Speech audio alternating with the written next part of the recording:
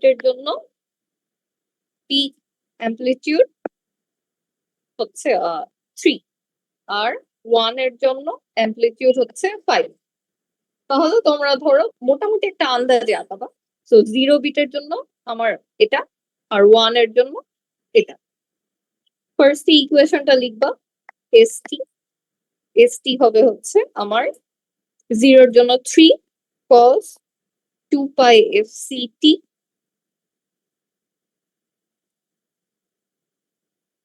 আর 1 এর জন্য 5 cos 2 pi fct।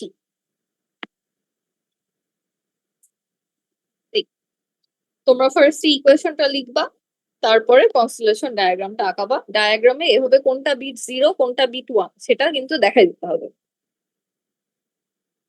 এরপর তোমরা যদি চাও এক্সট্রা এখানে 3 এভাবে 5 দেখাই দিতে পারো, কিন্তু দরকার নাই, বুঝাই তো যাচ্ছে যে যেটা ছোট সেটা 3 হবে, যেটা বড় সেটা 5।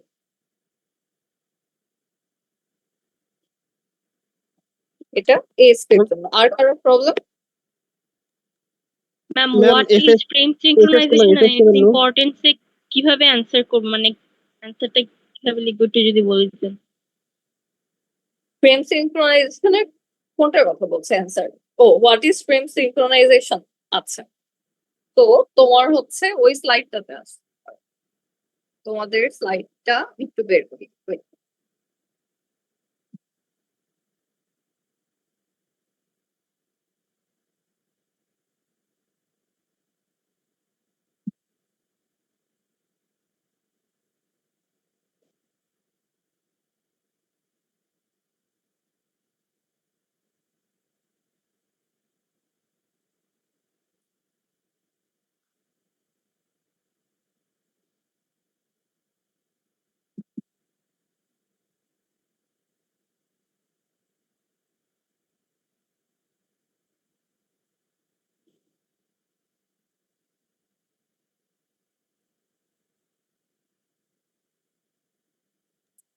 জি ম্যাম। Yes, ma'am. হ্যাঁ ম্যাম। আচ্ছা, এখানে দাও। ফার্স্টে আসবে Recording in progress. ফার্স্টে আসবে হচ্ছে হোয়াট ইজ ফ্রেম সিনক্রোনাইজেশন, তাই তো? এখানে দেখো তোমাদের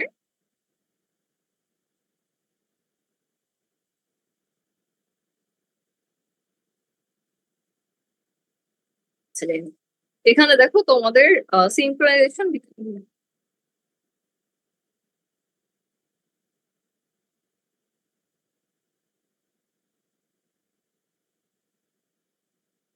এখানে দেখো লিখা যে one or more synchronization beats are usually added to the beginning of each frame. These beats called framing beats follow a pattern frame to frame that allows the demultiplexer to synchronize with the incoming stream, so we can separate the time slots accurately.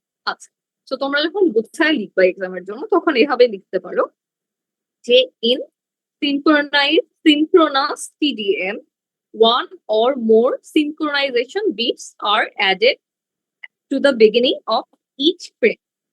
These framing beats follow a pattern frame to frame and they allow the demultiplexer to synchronize with the incoming stream.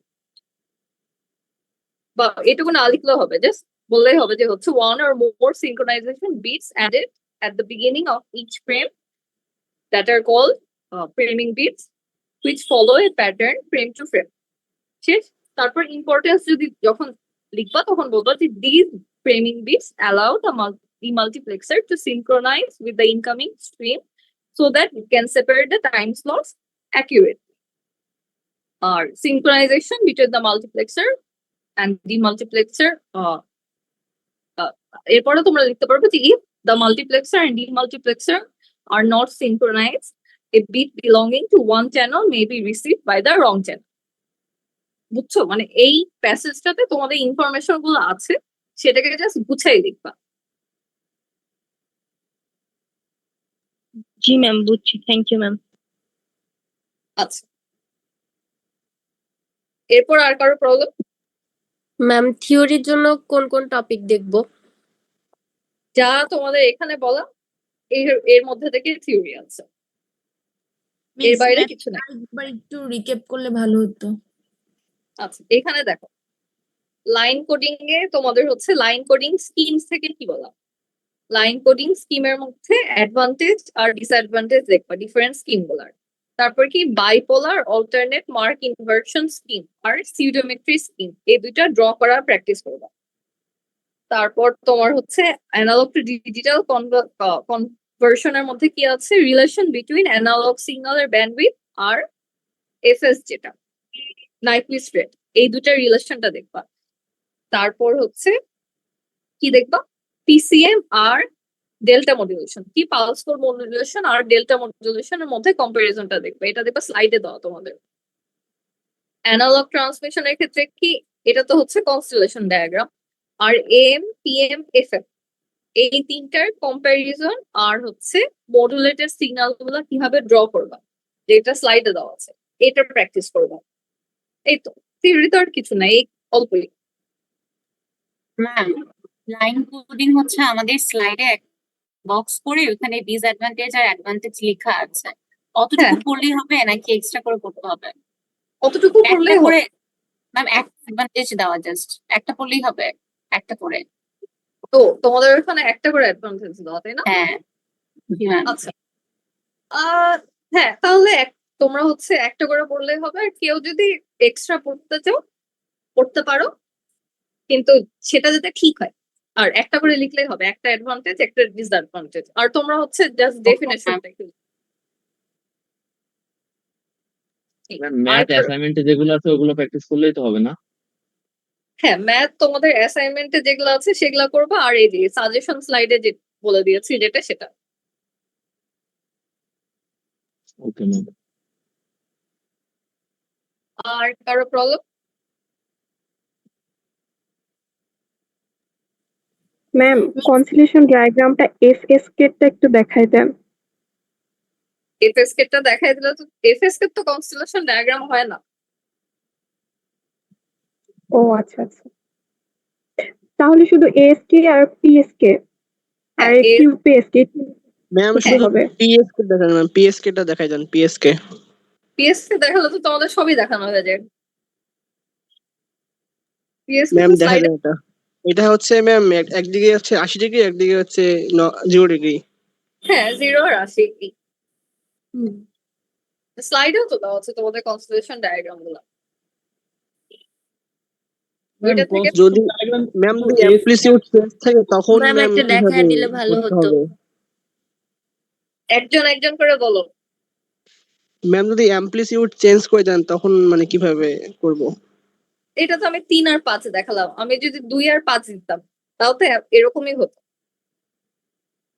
তোমরা এটা হচ্ছে সেটা পিএসকে ক্ষেত্রে দেখাই দেন সেটা কিভাবে করব পিএসকে এর জন্য তো PSK অ্যামপ্লিটিউড চেঞ্জ হয় না পিএসকে মানে কি আমার দুইটা সিগন্যাল যেটা সেটার অ্যামপ্লিটিউড পোরশনটা সেম থাকবে জাস্ট চেঞ্জ হবে হ্যাঁ হচ্ছে হ্যাঁ হ্যাঁ ম্যাম বুঝতে phase পারছি এর। হ্যাঁ হ্যাঁ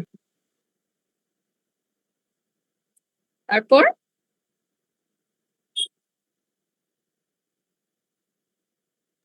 মিস ম্যাথটা আরেকবার একটু রিক্যাপ করলে ভালো হতো একটু আচ্ছা লেটে ঢুকছিলাম ঠিক আছে ম্যাথ এটা তো তোমাদের ক্লাসেও আমি দেখাই দিয়েছিলাম তোমাদের মনে নাই এই ম্যাথটা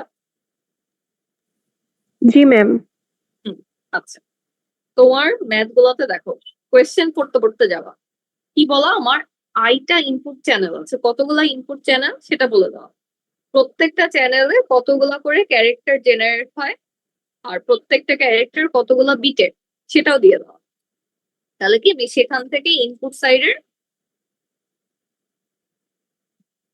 ক্যারেক্টার জেনারেশন রেটও বলা আমার প্রত্যেকটা ক্যারেক্টার কতগুলা বিটের সেটাও বলা তাহলে কি আমি সেখান থেকে ইনপুট সাইডের বিট রেটটা পেয়ে যাব আর ইনপুট সাইডে যখন আমি বিট রেট পাবো তখন কি আমি বিট ডিউরেশনটাও পেয়ে যাচ্ছি 1 বিট রেট আচ্ছা এটা আমার ইনপুট সাইডের ক্যালকুলেশন চলে গেল এরপর আমার কি বলা আউটপুট সাইডে each output slot carries n bits from each digital source তার মানে কি আমার প্রত্যেকটা আউটপুট সাইডে তোমার ফ্রেম থাকে ফ্রেমের মধ্যে কি স্লট থাকে সো আমার আউটপুট সাইডের একটা ফ্রেমে কতগুলো স্লট থাকবে 8টা স্লট থাকবে তাই না তো আইটা স্লটের প্রত্যেকটাতে আমার এক একটা চ্যানেল থেকে 3টা করে বা nটা করে বিট নিবে।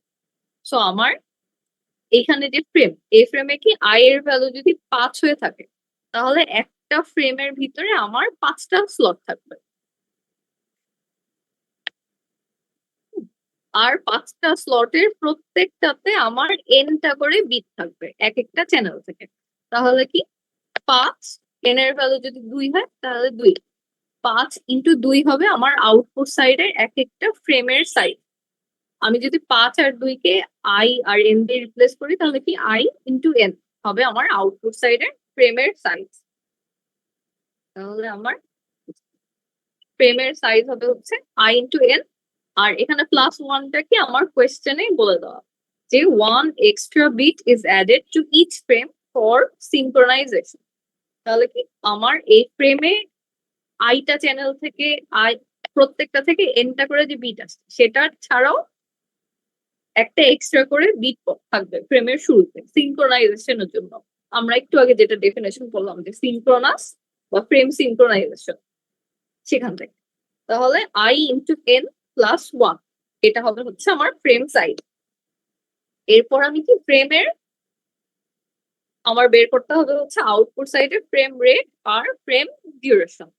তাহলে আমি কি জানি যে আমার যখন প্রত্যেকটা স্লটে একটা করে বিট থাকতো, তাহলে আমার ইনপুট সাইডের বিট ডিউরেশন হতো আউটপুট সাইডের ফ্রেম ডিউরেশনের সমান। কিন্তু এখানে আমার প্রত্যেকটা স্লটে এনটা করে বিট থাকছে, তাহলে আমার আউটপুট সাইডের ফ্রেম ডিউরেশনটাও চেঞ্জ হবে কি ইনপুট সাইডের ফ্রেম ডিউরেশনের সাথে এন গুণ হবে। তাহলে এন ইনটু ইনপুট সাইডের ফ্রেম ডিউরেশন। ইনপুট সাইডের ফ্রেম ডিউরেশন আমরা আগেই বের করেছিলাম, সেটার সাথে জাস্ট এখানে এন গুণ করে দিলাম। তাহলে আমি আউটপুট সাইডের ফ্রেম ডিউরেশনটা পেয়ে গেলাম। যখন আমি ফ্রেমের ডিউরেশন পাবো, সেটার রিসিপ্রোকালি কি আমার ফ্রেম রেট, তাহলে 1/, ফ্রেম ডিউরেশন বা সিডি বাই এন, এটা হবে হচ্ছে আমার ফ্রেম রেট।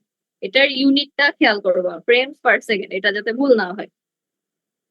আর লাস্টে কি চাওয়া, যে আমার আউটপুট সাইডে ডাটা রেট বললে বুঝবা যে আমার বিট রেট চেয়েছে। তাহলে কি বিট রেট কত হবে, আমার ফ্রেম রেট জানি, ফ্রেমের সাইজ জানি, এই দুটা যদি গুণ করে দিই তাহলে আমি বিট রেটটা পেয়ে যাবো। তখন কিন্তু আবার ইউনিট বিপিএস হয়ে যাবে বিট রেটের সাথে, এটাও খেয়াল রাখবা। ক্লিয়ার সবাই? Yes ma'am. আচ্ছা, আর কারো প্রবলেম?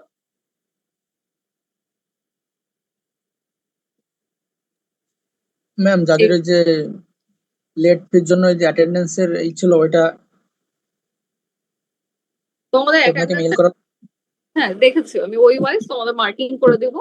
শুক্রবার তো তোমাদের এক্সামের পরে তোমরা হচ্ছে এক্সামটা আগে ঠান্ডা মাথায় সবাই দাও, তারপর ওই জিনিসগুলো দেখলে হবে। আচ্ছা ঠিক আছে।